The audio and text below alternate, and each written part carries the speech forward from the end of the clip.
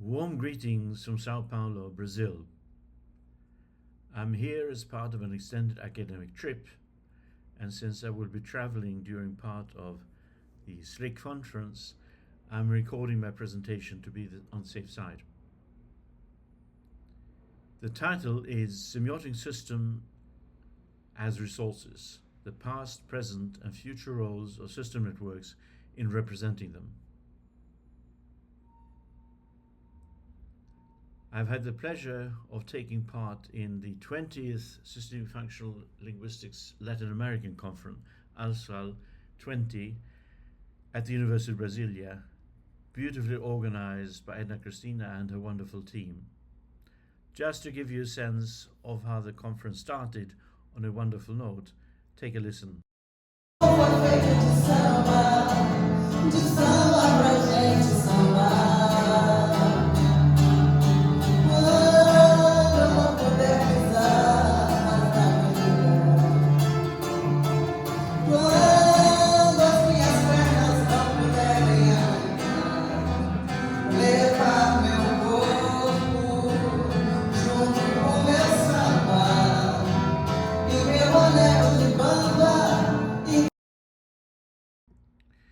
It is wonderful, fantastic to see how systemic functional linguistics expands around the world, interest emerging in different places, and certainly I've had the opportunity to see ALSFAL developing over almost a quarter of a century. It was an opportunity to reconnect with old friends like Sarah Scotta Cabral,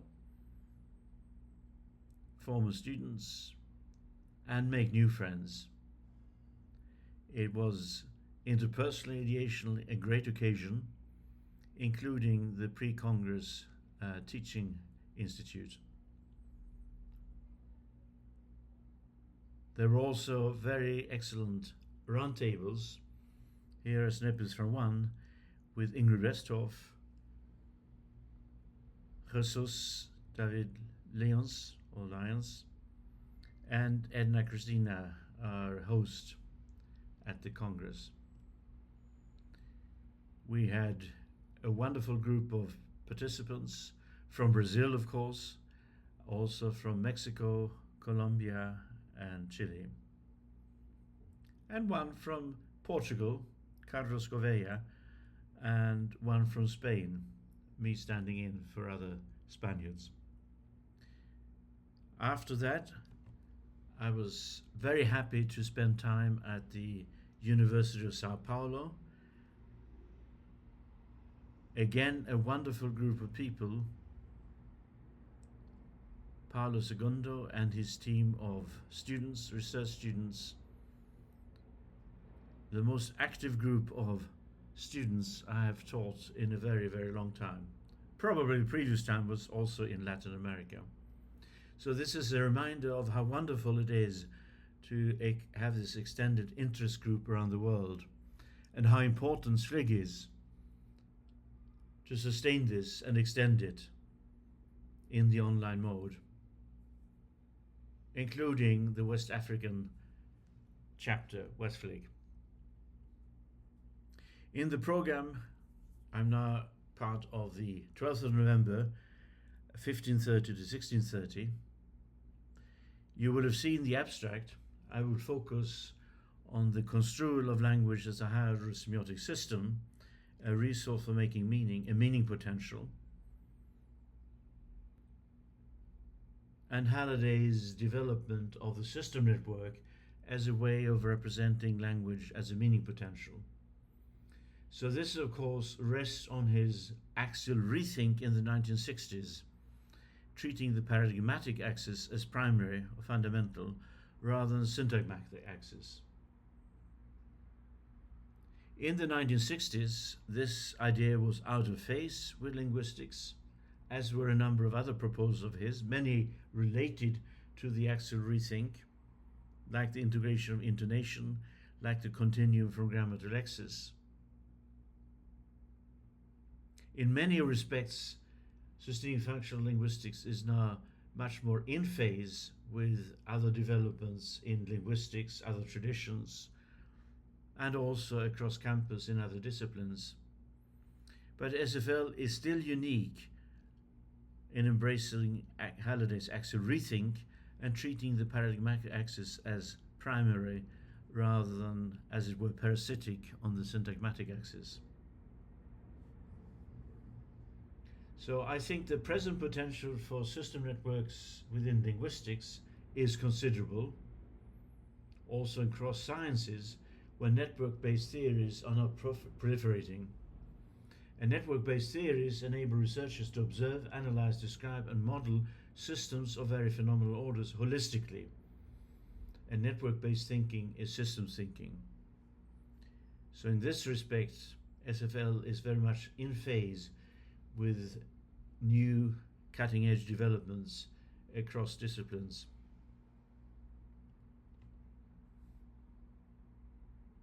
And this can also give us a basis for what we might call metadisciplinary networking.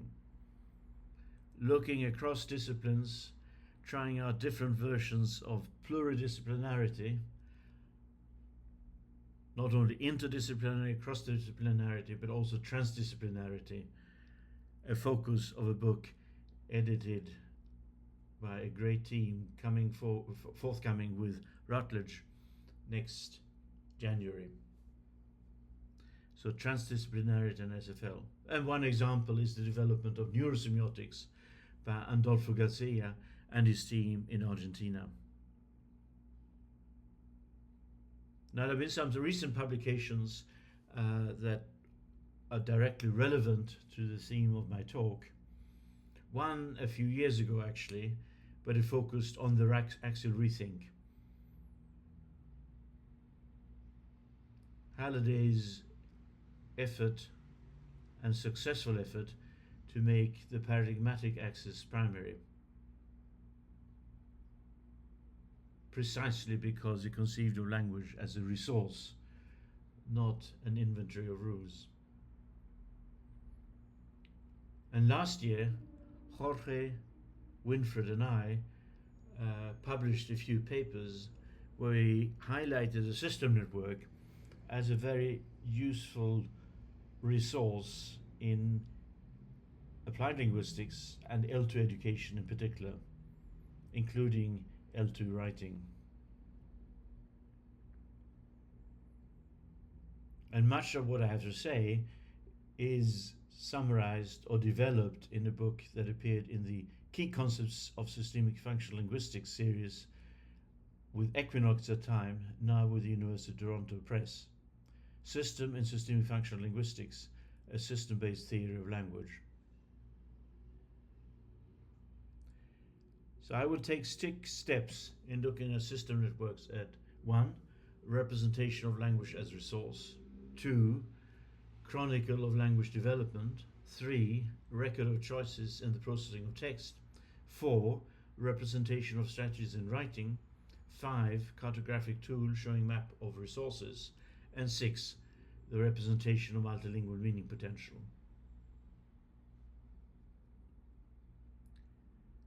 So let's consider first the system network as a representation of language as resource. Meaning as choice is of course very central here. Now you're all familiar with the system network. It is, as it were, the atom of the representation of system as resource, as choice in system networks. So a system consists of the condition under which the choice is available, the entry condition. You may have a name for the system, but it's not formally part of the system. And then 2 or more alternative systemic terms, features, options. And these terms may in turn be entry conditions in other systems.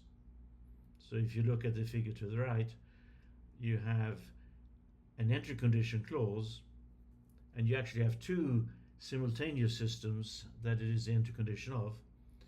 A system of tagging, tagged, untagged, and a system of mood, declarative, interrogative, imperative. So this is one way in which system networks differ from strict taxonomies. They allow for simultaneous systems. But not only that, entry conditions can be not only simple terms in systems, but complexes terms of systems, combinations of disjunction and conjunction of terms. And the move from left to right as the term of one system is the intercondition to another is, of course, the move in delicacy. So this is illustrated for the system of interrogative type, interrogative as opposed to declarative, and the system name then is a useful way of identifying the system, but it's not logically part of the system. And you have the terms, options, features, yes, no, WH. And in addition, you have realization statements. So realization statements are specifications of bits of syntagmatic patterns, bits of function structures, but they're located in the environment of systemic terms. So they're organized not as an independent, separate syntagmatic rule system, but rather as specifications where they're relevant as a move from the systemic specification to the syntagmatic specification. So for example, we can look at this in a dialogue. This is a dialogue I've taken from Harold Pinter's The Birthday Party, and it's a dialogue between Meg and Petey, a couple in the 60s. They own a boarding house somewhere in the south of England, and they have a breakfast conversation here. Meg asks, "What time did you get up this morning, Petey?" So WH is a choice of the systemic term, and the realization statement is WH element is present and it's ordered before the finite. So what time did, that's the reflection of the realization statement. What time did you go out this morning? So in this clause, this particular realization statement specifies just that bit of interpersonal structure, what time did. So if you have this whole example with interpersonal and textual structure, what the realization statement specifies is the presence of the WH element and the fact that it precedes the finite. So in this clause, we can specify we can look at the textual organization, thematic organization, what time as theme, and the rest as a non-theme, the theme being the orientation of the clause. And then within the modal structure, the interpersonal structure, the presence of the WH element and the fact that it precedes the finite. The other parts of the structure are specified elsewhere in the system network by other realization statements.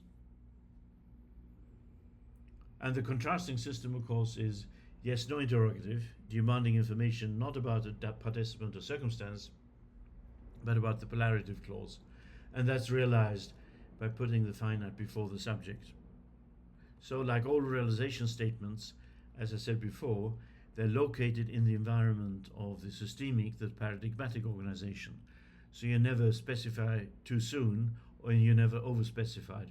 Just that particular aspect of the syntagmatic pattern that is a realization of a particular systemic feature. So when Berg says, was it dark? That's a selection of yes, no interrogative with a finite before the subject. And when PT answers, no, it was light, that's subject before finite, and that's the realization of a declarative in English. So again, if we look at this clause textually and interpersonally, we can see that the yes, no interrogative specifies one aspect of a clause, specifically that the finite precedes the subject. So system networks as a representation tease apart the representation of paradigmatic order, which is the basic foundational order, the primary order, and specification of syntagmatic order, patterns along the syntagmatic axis. And these are the realization statement. And that is actually very powerful. And one benefit of this is when we compare and contrast languages, because we can explore how languages maybe share potential but different realization, or they share some aspects of potential and different realization. So I'll come back to this bit, last point 6, multilingual system networks. So in English, yes, no interrogative is realized, as we've seen, by putting finite before the subject. In Spanish, the system for interrogative type is the same, but the realization of yes-no interrogative is rising tone, as it typically is in English too. But that's it. There's no sequence of finite before subject. That's in fact a very exotic feature of English and other Germanic languages, the mood element with different sequences of subject and finite. And in Spanish there's also a WH interrogative with the present of a WH element. So we can look at the example Meg's question, was it dark? Subject following the finite, and in Spanish, estaba oscuro, so just the tone rising. And you can contrast that with Peter's answer. In English, no, it was light, subject for finite, but also falling tone. But in Spanish, it's just a tone contrast in tone. No, estaba claro. So this is actually a very powerful differentiation when we compare and contrast languages and we generalize typologically. In fact, one of the starting points for a revisit of contrastive analysis, but now not in a circular return back to what Robert Lard and others started doing in the 1950s with American structuralist theory, but rather a helical move to contrastive analysis against the background of everything, all the research that's been done since then within systemic functional linguistics. So systems like interrogative type, polarity positive negative, mood, indicative imperative, they're located within system networks. Interrogative type, we can find it in the more extensive system network. So they're always network. They're always located in terms of a number of relationships. Nothing is ever just a thing in itself. It's always the relationships, it's defined in terms of relationships it enters into.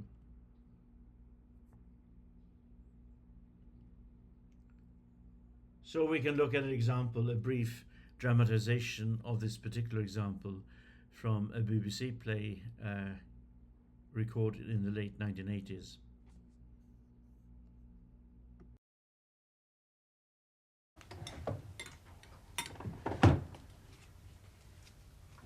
What time did you go out this morning, Petey?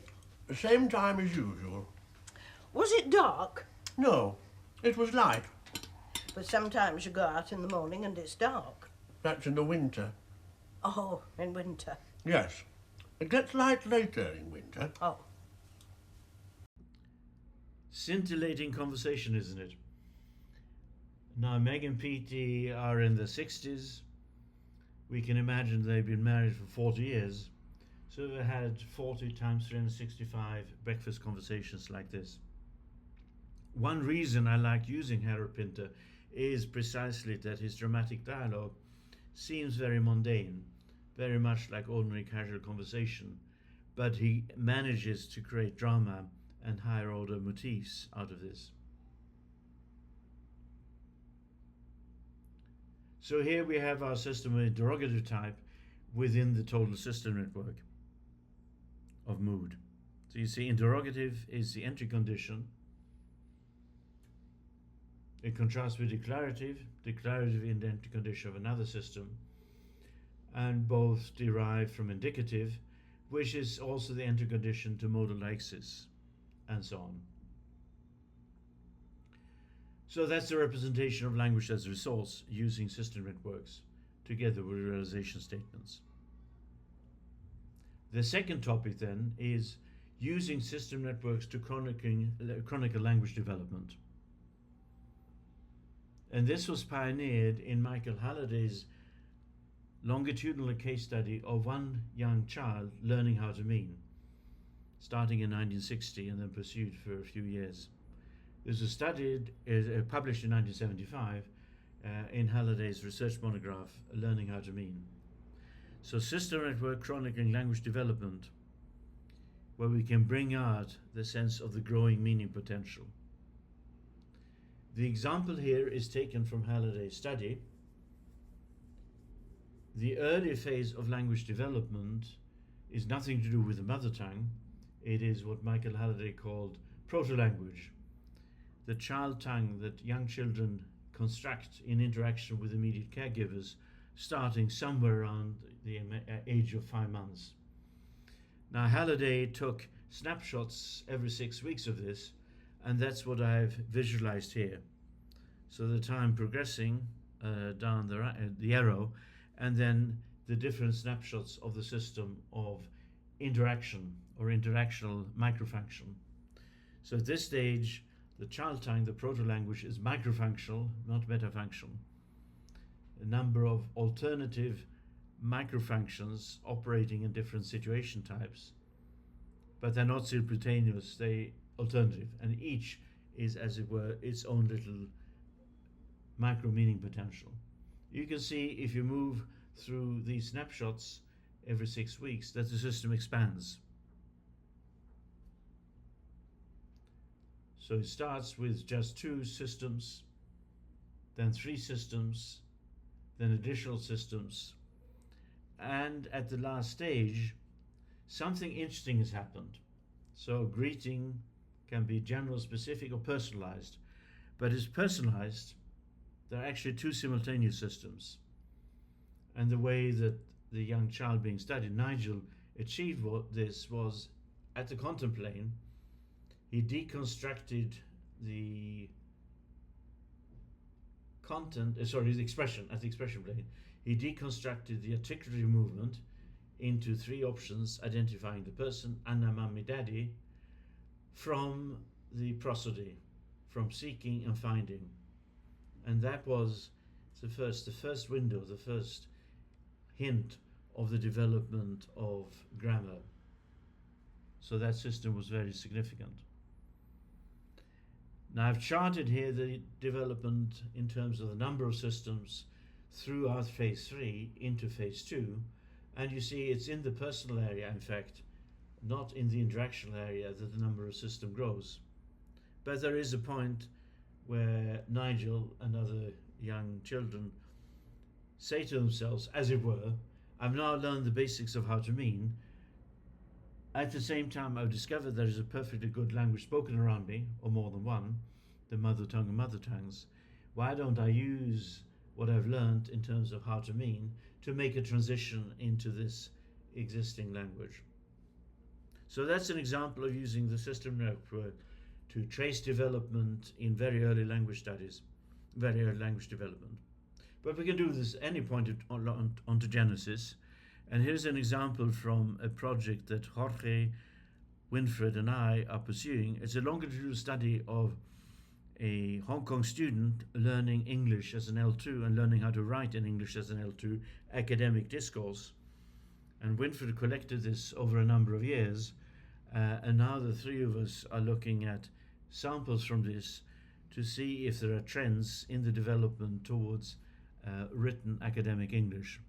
So just to give you a sense of how you can use a system network, here I've looked at 4 texts, text 14, 19, 44 and 83, and they're ordered in time from 14 to 83, and the sequence then is from 14 to 83, and I've traced this for the system of process type, and you can say some process type, existential and behavioral in particular, are fairly low in frequency throughout. Others vary. For example, verbal is fairly high in text 19, and that makes sense because it's a set task of a literature review. But overall, you can see that there is a tendency for relational to increase in frequency, to some extent at the extent of material. And that is suggestive because relational clauses are increasingly used in academic discourse in ideational grammatical metaphor, metaphorical incongruent construals of what would likely be clause nexuses in earlier versions and in spoken language. So there's a lot one can do with system networks in tracing language development at any stage. So that was point 2, chronic and language development. 3, now over shorter periods, so this is 2 is ontogenesis. 3, we turn to logogenesis, so the unfolding of the text in its context or situation. In other words, system networks as records of choices in the unfolding of text. Visualizing logogenesis, where logogenesis is the creation of meaning in choices as texts unfold. We can do this very, very narrowly within, say, for example, the choices that lead to the development of one clause, generation of one clause. So here I've just illustrated 4 different instantial states in the choices in one clause in the systems of process type, mood type, and theme. You go see from instantial state 1 to 2 to 3 to 4. In bold, you have the systems, the terms that are selected, and as one term gets selected, for example, material, the entry condition of a more delicate system is specified, dispositive, creative, or with mood type, indicative. Then 2 systems are in fact have the entry conditions satisfied, interrogative, declarative, choices declarative, and interactant, non-interactant. And in this way, we can look at the way in which the system network of the clause, or a nominal group, or a verbal group, or a clause complex is traversed, developed step by step. And this we started first in the 1980s, developing traversal algorithms when Michael Halliday's grammar of English had been implemented computationally. Or we can look at a passage of text and we can code that, annotate that for the choices that are made in terms of particular systems. So for example, the system of mood, right? You can see imperative is chosen in a number of clauses here, and declarative is chosen in a number of other clauses. And these are then terms and systems, and we see how they are alternatively selected in the unfolding of this text. What is this text? It's actually a passage from a topographic procedure, a walking tour around part of Hong Kong. And the declarative clauses then are descriptive. The imperative clauses are steps in the walking tour. Take a quick break, come back to the spot pictured, climb the stairs, and so on. So in this way, we can get a sense of the systemic development of text. Let me turn to another example where I look at the whole text. This is a narrative retelling for children of part of Genesis in the Old Testament, a picture book retelling of the flood story in Noah's Ark, the version of the flood story in the Old Testament. And we can look at the system of theme selection, marked theme versus unmarked theme. And here you have it for the whole text.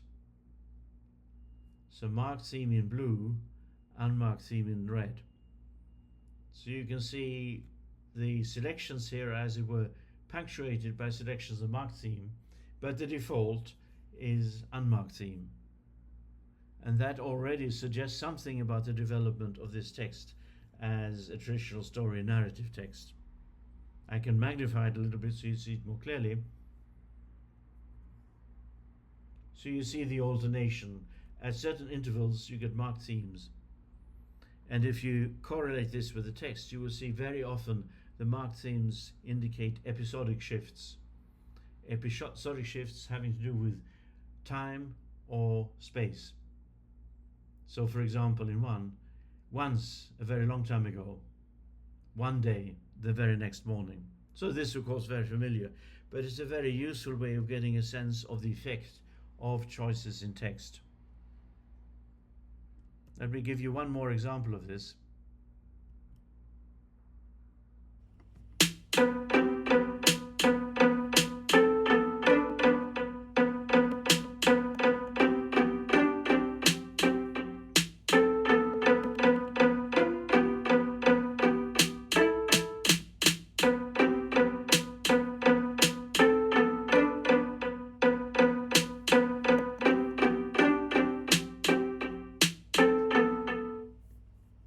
Beautiful, isn't it?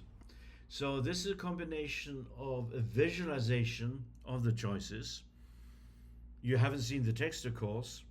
I will reveal that the register is that of a telephonic service encounter. You have a combination of visualization where each time a systemic term, a feature option is chosen, it's lit up. But then you also have musical notes. And I've been playing around with visualization of systemic choices in text for a very long time. Decades. But then in the last couple of years, I met a very good friend and colleague, Teodoro Farhat, and I said to him, I would like to not only visualize this, but also audiolize it. And he said, simple. He has a much better sense of music than me. And so that's the result of it. The point is, of course, that it's very good to be able to look at analyses using different ways of foreground and features analysis, visualizing, audializing them. You could imagine other ways of doing this. And this would help the interpretation. So when you get the odd notes, these are minor clauses, for example. Now you could imagine doing this for a much more complex text and for many more systems. Now I've used the term text score for this kind of tracing of selections, taking this from Weinreich's notion in German of Textpartitur. So it is like a score of a piece of music. The notes are the terms that are selected. So this then is a recording of choice and processing of text. The view is logogenesis. Let me stay with logogenesis for a while, but now look at the use of system network as offering strategies in development of written text. So that's for representation of strategies in writing. So system networks as writing tools, semantic strategies for expanding text relationally. And here I will now move up from the lexicogrammar to the semantics, and I will rely on my systemization of rhetorical structure theory that Bill Mann, Sandy Thompson and I began to develop in the early 90s, and that had settled into sort of classical RST by the end of the 80s. But all along I've been trying to systematize it, and that is involved developing the system network. What you see here are systems that you can recognize from Halliday's treatment of the closed nexus. So multinuclear and nuclear satellite, that came from RST. Multinuclear is like parataxis, nuclear satellite like hypotaxis. And then I used his logical semantic relations, expansion versus projection, with an expansion elaborating, extending, enhancing. And I added a system of the orientation of the relations. External orientation, segments of text as representing situations, states of affair, experience, chunks of experience, and internal to text segments as negotiating interpersonally. And the internal one I discovered could very well be described by reference to the system of modality in English, modalization, modulation, and so on. And the final system is just the recursive system. When you've developed a text relation to a certain point, do you stop or do you go on? And in principle, you could go on forever. So we have multinuclear versus nuclear satellite. Note the graphic representation. And then expansion versus projection with subtypes. And the orientation internal versus external. So external, construal of relations between segments, and internal enactment of relationship to addressee, increasing the addressee's belief in a proposition or obligation with respect to the proposal or readiness to undertake the proposal. So we can see how these are selected and instantiated in text. Here is the beginning of a factorial explanation, and the global organization is factorial explanation is one of a nuclear satellite relation, with the nucleus being this process, so physical weathering. This process is the cause of the breakup of large rocks into smaller pieces. Local elaboration, physical processes can cause changes in rocks. And then the whole rest of the body of the text is an elaboration of the process of physical weathering. the different factors, components of physical weathering in the factorial explanation. So we start with the global nucleus for the whole text, if we're using this system network as a way of developing, augmenting a text. This is a definition of physical weathering, and it can serve as a growth point for further knowledge about the process.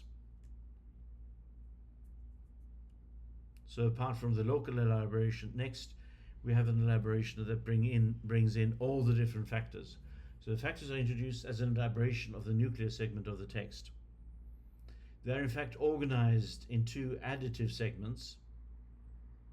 In 3 you see the two most important methods are changes in temperature and the freeze-thaw changes of water. And then you have another set of factors. So factors are added one after another in two groupings, and that's an extending relation, multinuclear, text segments of equal status. The first one, 3, is further elaborated, and you have the specification of the two most important methods with a local enhancing relation, like changes in temperature cause the rock to expand and shrink, so reason. And this in fact realized metaphorically, incongruently, as one clause in the text. And that's elaborated with further detail about different parts of the rocks when temperature changes.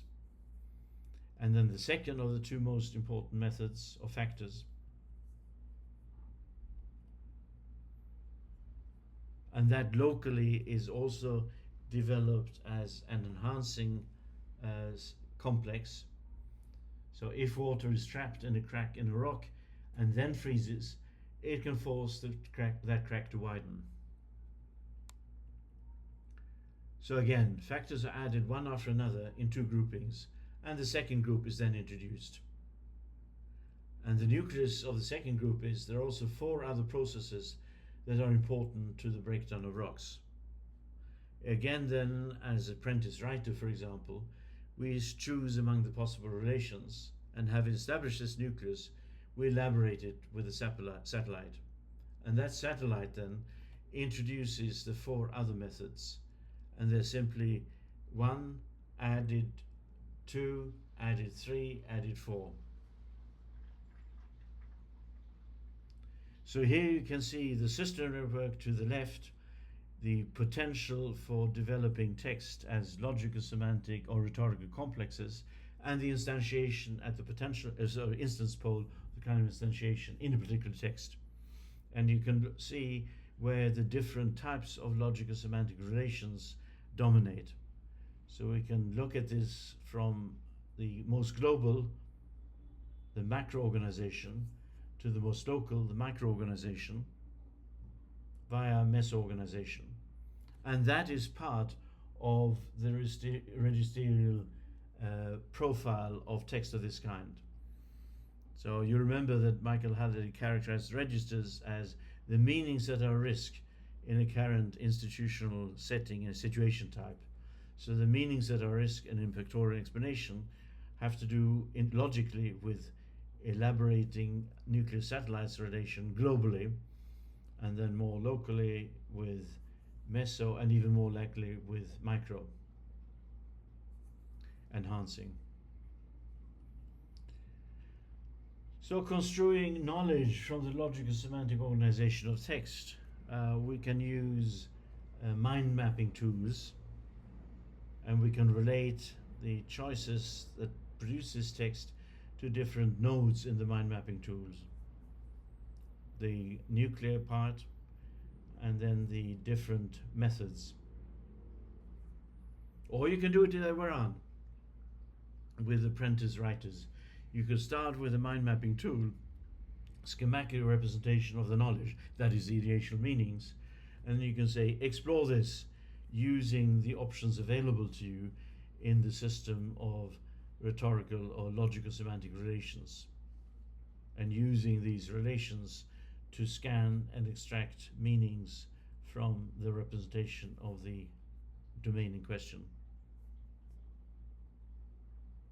So if we look in from above, the contextual structure, then using the work by Robert Veal in the 1990s and others who worked on explanations, we have the phenomenon identification that is realized by the most global nucleus, and then the factors, they're simply specified in contextual structures at factors 1 to n.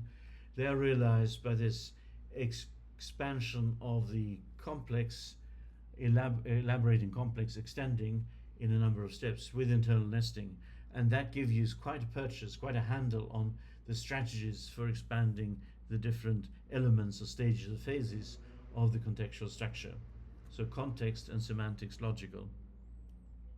But once we have the semantic, logical semantic rhetorical structure, we can also look down into the lexicogrammar and begin to explore what the lexicogrammatical resources needed are to realize aspects of this structure. So, of course, cohesive conjunctions. Also, firstly, secondly, thirdly, finally. And we see precisely the environment in which these may be used.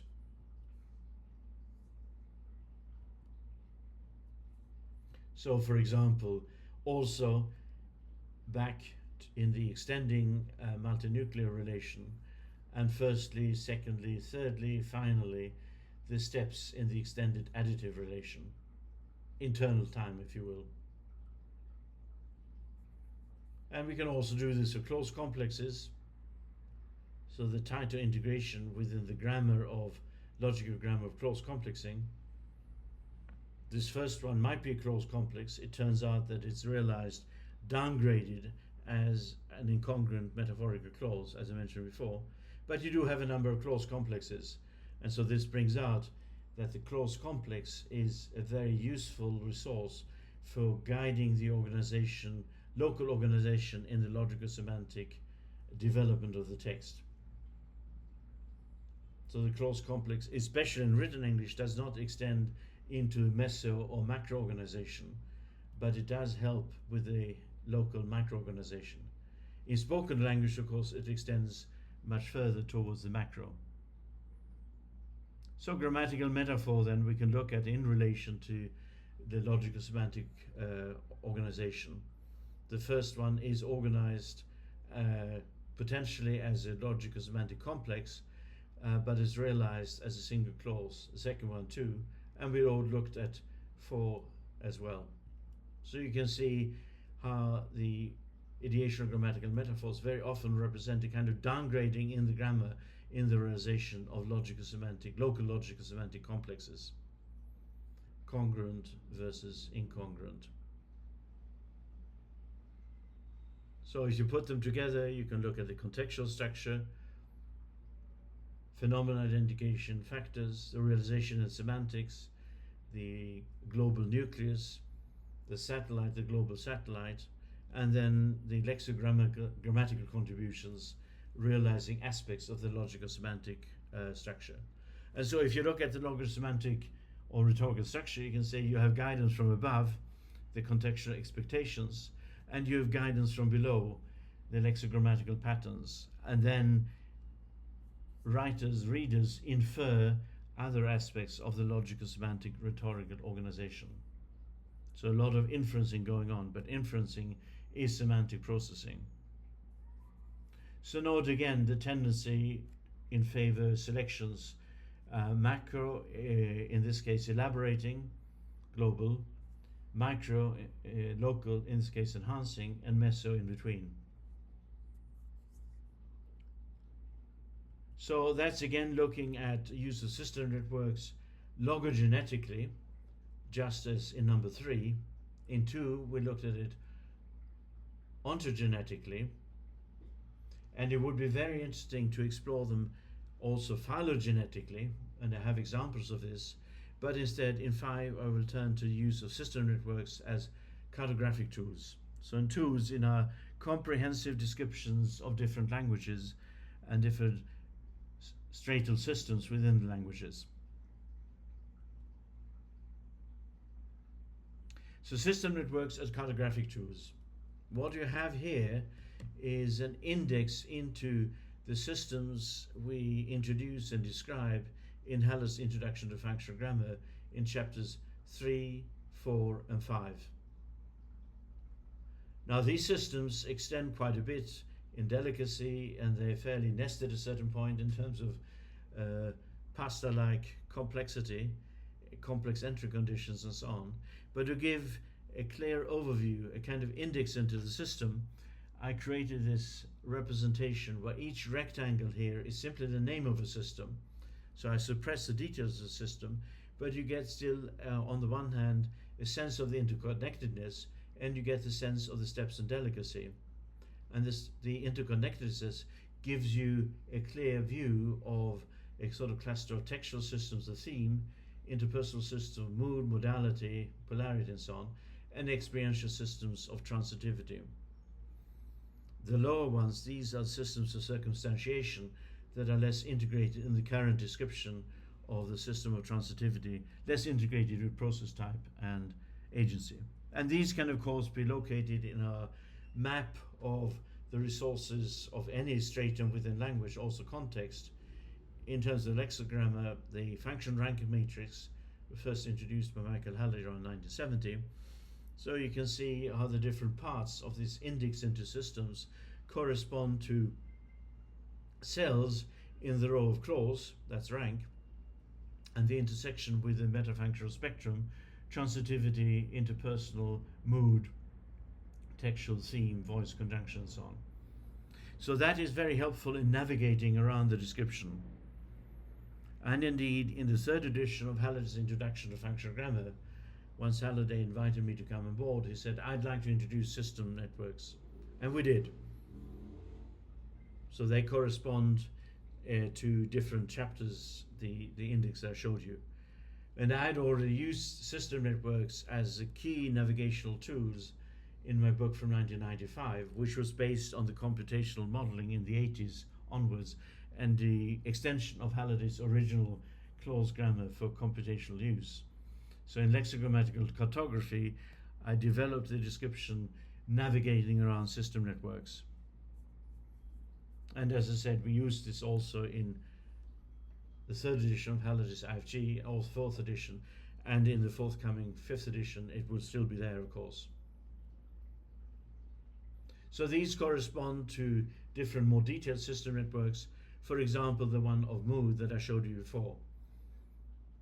And this is a more detailed description of system mood, not completely comprehensive either in terms of simultaneous systems or in terms of delicacy, but it gives you a fair sense of what's going on in the system of mood in terms of the interpersonal meaning potential as constructed in wording in English.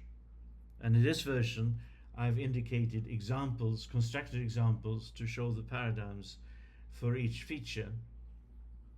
And in my vision of a future online grammar, these would be annotations coming from text or constructed examples that you can link. So you'll be able to click on them and go to the text where they're exemplified and examine there in the co-text, go up to the semantics or down to the phonology, from the semantics up to the context. So it would all be a giant network, system networks and interstratal, interrank relations. But to do that, we need to go beyond the technology of the book. And you can set up paradigms here and examine paradigms. Also, of course, in addition to this qualitative description, the cartographic use of the system network includes noting quantitative patterns. So here is an example, counts I've done, manual counts I've done in the system of the transitivity process type. This is a sample of a bit over 10,000 clauses, each of which I've analyzed manually. And you get an interesting picture here of the relative frequency, material and relational dominated, followed by mental, then by verbal, then behavioral and existential. And this is across text from different registers. Of course, a small sample because I had to do it manually. And I've now been experimenting with doing this using tools like ChatGPT. To the right, you find a count I've done in Peter Mathiessen's book, The Snow Leopard, maybe 200,000 words, a bit less. And here the accounts seem fairly plausible, but then I've also experimented, for example, with LOB, London Oslo Bergen corpus, Lancaster Oslo Bergen corpus, about 5 million words. And I'm more doubtful about the results here, so they need to be checked, meaning I need to check them manually, because ChatGPT claims that about 50% of our clauses are relational, and that doesn't seem very plausible given what I know about the residual composition of this corpus. In addition, in the cartographic work, you can use the system network as a launching pad for extension and delicacy. Ruka Hassan and others have shown this for small samples. I've done industrial size samples using Beth Levine's report on the MIT Dictionary Project, her classification of verb classes, about 260 secondary verb classes, 3,000 to 4,000 verbs, and I classify them all according to the process types, and then you begin to get a very rough guide as to how you could develop the process types and delicacy. These are not systems, they're simply taxonomies reflecting Levine's process types. So that's 5. System network as a cartographic tool. Now that's for one language, but we've been working on extending this to represent the notion of a multilingual meaning potential. So that's the last point. So multilingual system networks representing multilingual meaning potentials. We started on this in computational modeling of SFL, Systemic Functional Grammar, around 1990, we being John Bateman, Zheng Chang and myself. The 3 was published on this in the late 90s, and I developed this further with a theoretical notion of multilingual meaning potential. Now this is something that's tremendously useful if you want to model the resources that a translator or interpreter has to have access to, if you want to do contrastive analysis in a modern way, in a 21st century way, if you want to have a description that shows the resources that somebody who engages in code mixing or code switching or translanguaging has access to, or an L2 learner, their gradual mastery of a multilingual meaning potential. So there's a very simple example unifying the pronominal systems of English and Indonesian.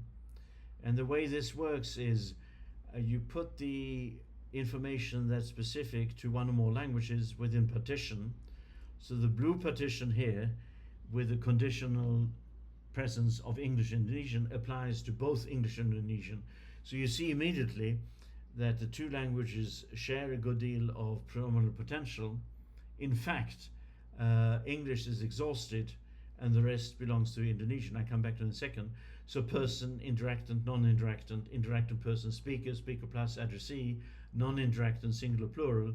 This is shared by the 2. You could say the 2 pronominal systems are congruent.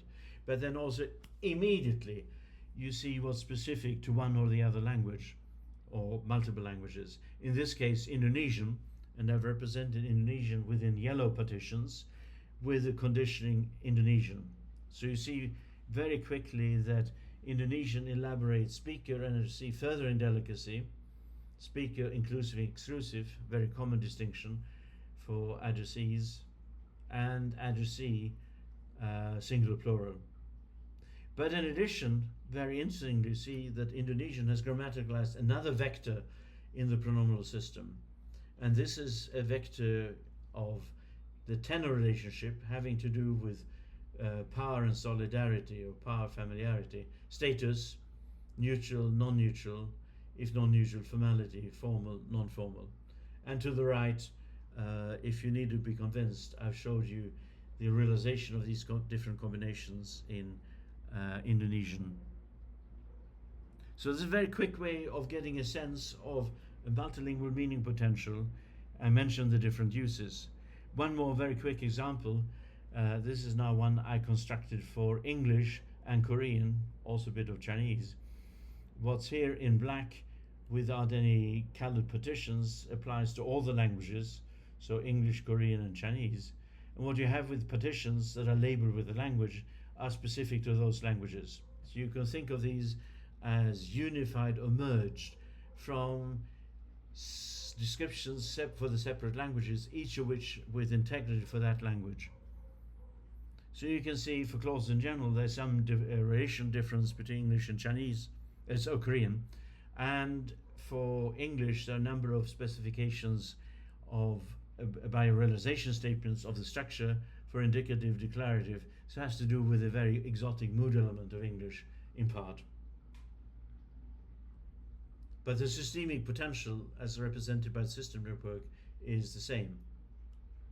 But then we go on to develop this description, you find in fact something that's very similar to my initial simple example with the pronominal systems of English to Indonesian.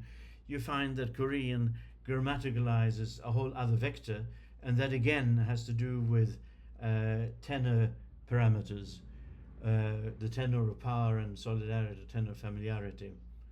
And so there are different steps in this, and you see, in other words, that in English you can happily choose mood type according to speech functional without paying attention to the tenor. Of course, there are metaphorical ways of realizing further distinctions in tenor, but in Korean, because the system is grammaticalized, you have to choose in both. And so realization statements having to do with the interpersonal finale of the clause, the predicate of the verbal group, combine features from the mood type system and from the interact and context system and its subsystems.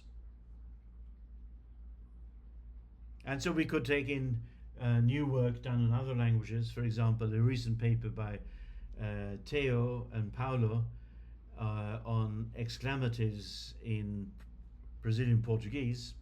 Here's a system network, and since we have this system network with integrity for Brazilian Portuguese, we could explore how we integrate this, keeping the integrity of Brazilian Portuguese in partitions. A lot of work that can be done in this area. Here's another example. This is from the temporal grammar of Chinese and English, and I bring this in just to show that there will be areas where we find that there is in fact no intersection, and this is because English models the unfolding of the process in time through a system of tense, so it's concerned with the location of the time of unfolding relative to the now, whereas Chinese models it as not location but as boundary, so the boundary of the unfolding of the process, perfective or imperfective. And in addition, you don't have to specify. If you don't specify in Chinese, it just means precisely that you haven't specified. It doesn't have a value in the aspectual system. So what you end up here with is a realization that if you want to account for this, you have to go up in the semantics, and you have to reason about the alternative models of construing the experience of process unfolding through time, probably involving a lot of inference, semantic reasoning. So that was the last example, the representation of multilingual meaning potential. Lots of potential applications, as I said before. In conclusion then, you could take a further step and you could use system networks as a representational resource for the meta-language. So here is an example of representing the systemic meta-language systemically, just to bring out the fact that it is a resource for us when we describe languages, when we analyze text, in general when we engage in linguistic activities. So defining, for example, the functional rank matrix as the intersection of choices within two different systems.